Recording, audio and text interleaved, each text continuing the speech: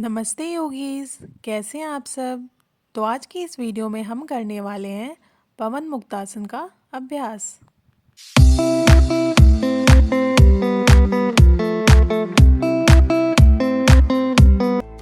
पवन मुक्तासन में 4 प्रकार के अभ्यास किए जाते हैं। तो आज हम चारों अभ्यास के बारे में जानेंगे, कैसे करते हैं, इनको करते वक्त कौन सी सावधानियां बरतनी होती हैं और इसे करने से क्या क्या लाभ होते हैं।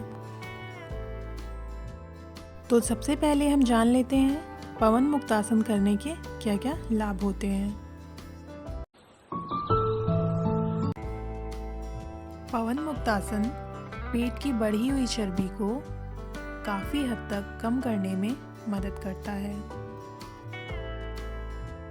यह कब्ज रोगियों के लिए काफ़ी लाभदायक है।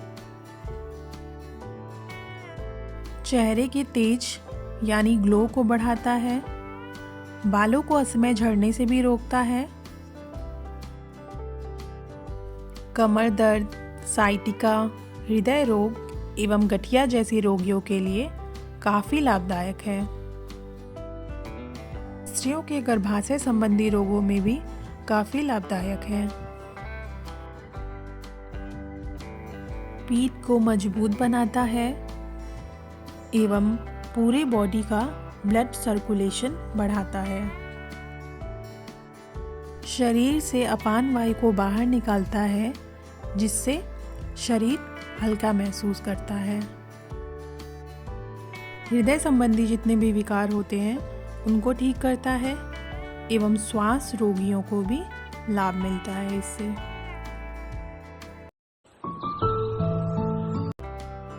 चलिए अब जान लेते हैं कि किन किन लोगों को यह आसन नहीं करना चाहिए और इसे करते वक्त कौन कौन सी सावधानी बरतनी चाहिए।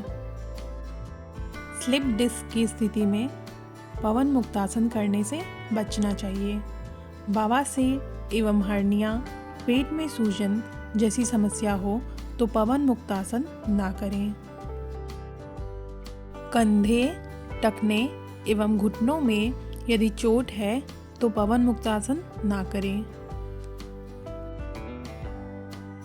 कूल्हे, कंधे, रीढ़ या घुटने की सर्जरी कराई हो तो उस स्थिति में भी पवन मुक्तासन ना करें। चूंकि इस पूरे अभ्यास में पीठ पर विशेष दबाव पड़ता है, तो यदि हो सके तो पीठ के नीचे मोटी कंबल रख लें।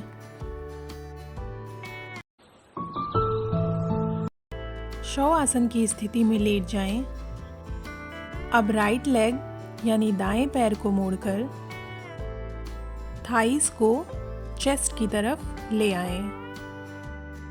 अब दोनों हाथों के पंजों को आपस में फंसाकर घुटनों पर रखें। सांस को बाहर निकालें और हाथों से दबाव डालते हुए जांघ को चेस्ट से चिपकाने की कोशिश करते हुए सर को ऊपर उठाकर नाक से घुटने को टच करें।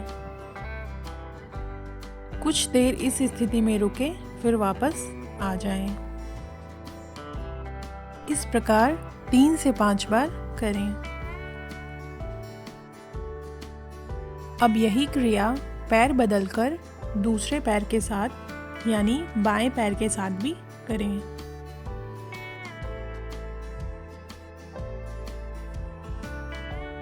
श्वास एवं आसन के प्रति सजग रहें।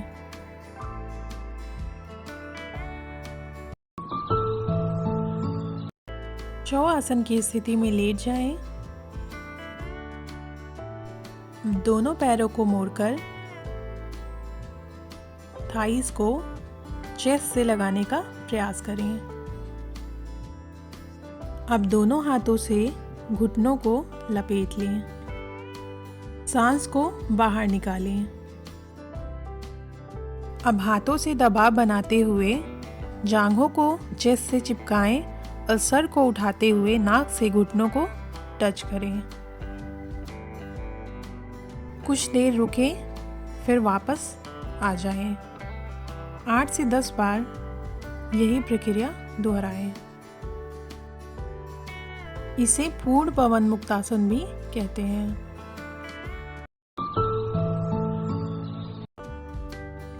अब पूर्ण पवन मुक्तासन की स्थिति में पहले बाईं तरफ लुढ़कना है, जिसमें बायां कान, कंधा, घुटना एवं पूरे बाएं अंगों को जमीन से टच कराना है। अब वापस आकर दाएं अंग की तरफ लुढ़कना है। इस प्रकार कम से कम 10 से 15 बार यह आवृत्ति करें। इस समय सांस को सामान्य रखें।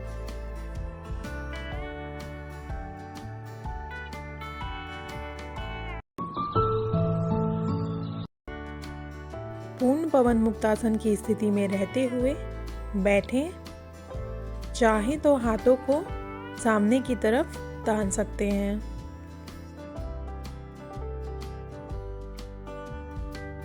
और फिर बैठने के बाद पवन मुक्तासन की स्थिति में आ जाएं। इस प्रकार इस क्रिया को कम से कम 5 से 10 बार कर सकते हैं। इसे ज़रूर ट्राई करें, क्योंकि इसे करने के बहुत सारे फ़ायदे हैं और मैं भी इसे रोज़ करती हूँ क्योंकि मुझे करना बहुत पसंद है। हरिओम तत्सत। वीडियो को लाइक करें एवं अन्य किसी समस्या के लिए कमेंट में ज़रूर बताएं।